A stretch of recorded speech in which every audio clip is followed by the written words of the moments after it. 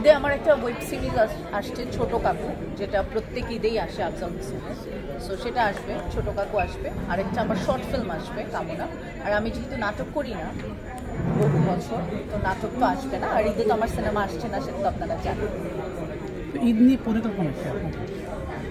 ঈদ নিয়ে পরিকল্পনা তো মানে ঈদ একটা আনন্দের বিষয়, যে রোজার মাস চলছে, রোজা করছে সবাই, সব ফ্যামিলিরা সবাই একসাথে।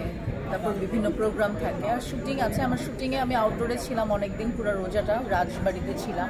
আবার 23 তারিখ থেকে আবার শুটিংয়ে চলে যাব। সেই তো শুটিং কাজ সব কিছু মিলিয়ে চলছে। ছোটবেলায় ঈদের স্মৃতি মনে পড়ে কিনা? বড় হয়েছি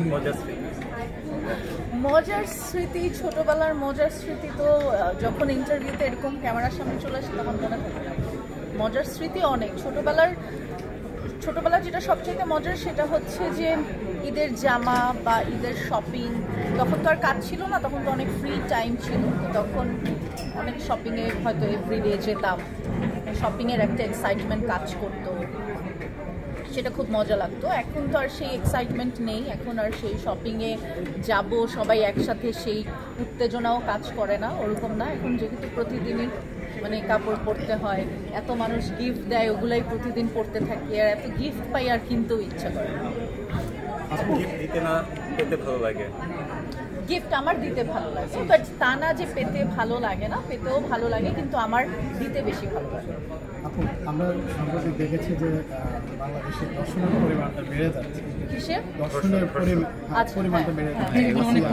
আসিয়ার পরপর বরগুনাতে ঘটনা ঘটবে, তারপর ময়মনসিংহ, এই যে পরপর ঘটনাগুলো ঘটছে, কি বলবো? আমি কি বলবো বলেন, মানে আমি যদি কিছু বলি সেটা মানে বলতেও ইচ্ছা করে না। যে বড় কথা হচ্ছে বলতেও ইচ্ছা করে না।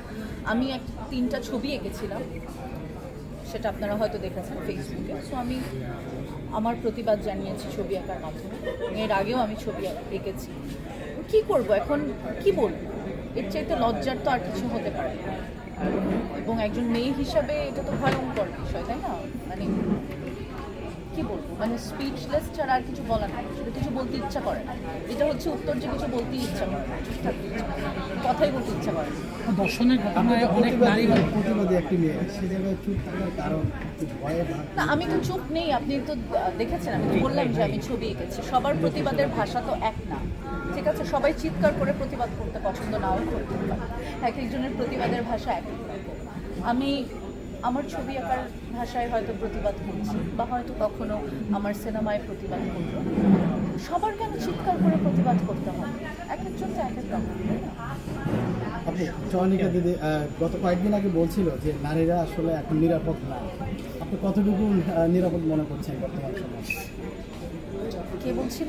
চয়নিকা দিদি। আমি ওনার কথাটা শুনিনি, তাই রিপ্লাই করতে পারছি।